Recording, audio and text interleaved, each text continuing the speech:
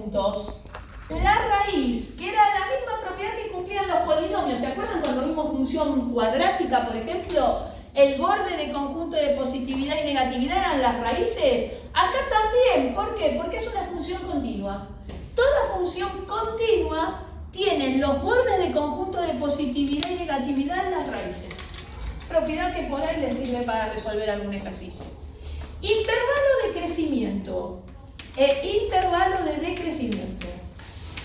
Bueno, el movimiento de esta curva exponencial que dibujé quedó descendente. ¿Ven? Si yo la dibujo de izquierda a derecha, la curva es descendente. Toda descendente. Esta es una propiedad que tiene la función exponencial. Es una sola curva que tiene siempre el mismo movimiento. En este caso quedó siempre descendente. No es como la parábola, que es mitad y mitad. Esta tiene siempre el mismo movimiento. Entonces, ¿quién es el intervalo de crecimiento? ¿En qué parte del eje X la curva es ascendente? Conjunto vacío. En ningún pedazo del eje X tiene movimiento ascendente. Conjunto vacío. Ahí está. ¿Y en qué parte del eje X tiene movimiento descendente? De menos infinito a más infinito, porque es toda descendente y el gráfico es infinitamente extenso de izquierda a derecha. Entonces pueden poner así, de menos infinito a más infinito, o bien pueden poner directamente todos los reales. Es todo el eje X, a eso se refiere. ¿Ven? Entonces, estos conjuntos en la función exponencial los pueden ver como se miraban en la parábola, pero hay que dibujar bien la función exponencial primero. Y para dibujar bien la función exponencial van a tener que hacer la asíntota horizontal y una tabla de valores con 2 puntos. Ahora, el asunto en este ejercicio es que conjunto de positividad y de negatividad los pude escribir bien porque yo, de gran casualidad, cuando hice la tabla de valores, encontré bien la raíz. Entonces, justo ahí tengo el borde de conjunto de positividad y negatividad y me quedó joya. ¿Qué pasa si yo no sé quién es este punto? Lo tengo que calcular. ¿Cómo se calcula la raíz de una función? Tengo que igualar a 0 la función y despejar x.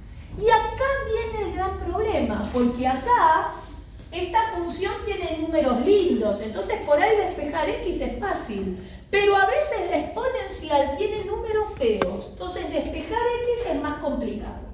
Entonces, ¿qué hicieron los matemáticos, o qué hacía Euler en realidad, que era el que estudiaba este tema en profundidad?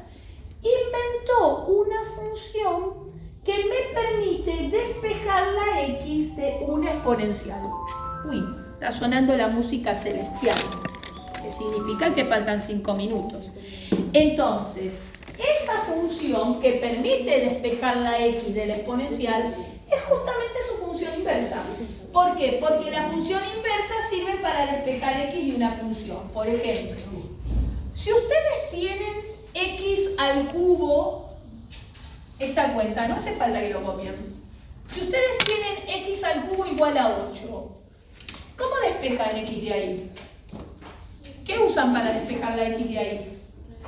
Raíz cúbica. Dicen, si x al cubo es 8, x es la raíz cúbica de x. De 8, que es 2. Ahora, ¿por qué uno usa raíz cúbica? Justamente porque lo contrario de elevar al cubo es la raíz cúbica. Entonces, el cubo pasa para el otro lado como raíz cúbica. Eso es porque la raíz cúbica es la función inversa de elevar al cubo.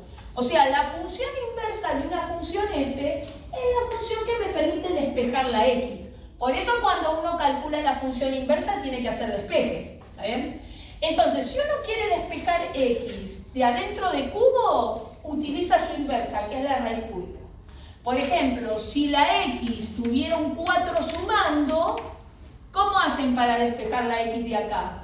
Paso al 4 restando. ¿Por qué? Porque la operación contraria a sumar 4 es restar 4. Entonces uno dice, bueno, el 4 que está sumando lo paso como su operación contraria, restando para el otro lado. O sea, pasa como la función inversa. Entonces, para despejar una x que está en una función exponencial, exponencial, habría que usar la inversa de la función exponencial. Bueno, Euler descubrió que la función exponencial, demostró que la función exponencial efectivamente tiene una función inversa asociada. Pero esa función inversa no tiene fórmula. Es una función que me permite despejar la x cuando está dentro de una exponencial. Y esa función se llama la función logarítmica. Entonces acá viene nuestra definición.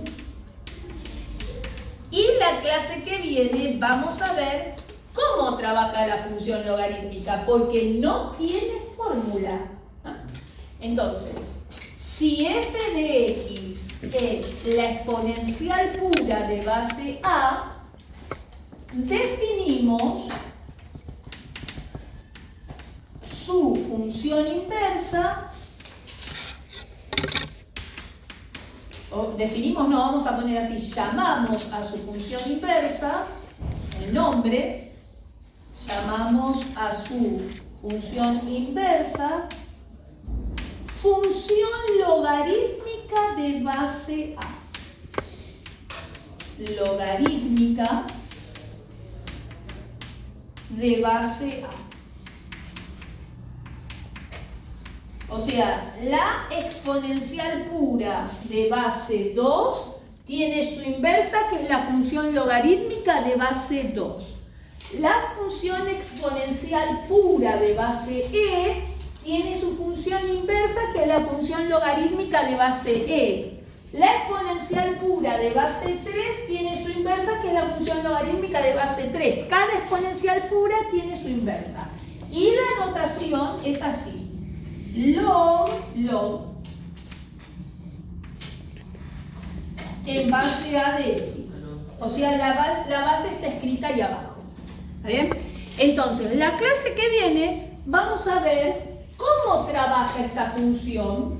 ¿Qué cuenta hace? Porque como no tiene fórmula, alguna cuenta debe estar haciendo. Algo medio raro, pero bueno, sí, efectivamente hace algo esta función. Y vamos a ver cómo la vamos a usar para despejar la x cuando está dentro de una función exponencial. Entonces, con todo lo que vimos hasta acá, ustedes pueden hacer la práctica 3 toda y de la práctica 4 solamente graficar las funciones que aparecen en el ejercicio 2. Porque el 1 es de despejar x, que lo vemos la clase que viene. Solo concéntrense en hacer los gráficos del ejercicio 2 y del gráfico mirar la imagen. Algo sencillito. La clase que viene lo potente. Cómo trabaja la función logarítmica, la más rara del mundo. ¿Ah? Ahí.